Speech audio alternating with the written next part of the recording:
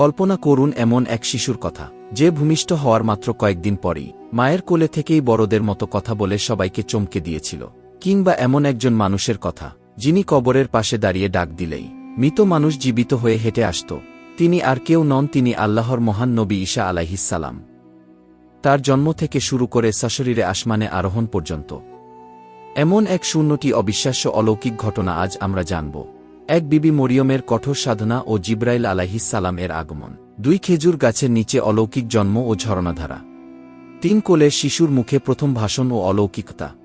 4 নবুয়ত ও ইনজিল কিতাবের বিধান। 5 মাটি থেকে পাখি তৈরি করে প্রাণদানের মোজেজা। 6 জন্মান্ধ ও সেতী রোগীদের স্পর্শে নিরাময়। 7 মৃত ব্যক্তিকে জীবিত করা সবচেয়ে বড় অলৌকিকতা।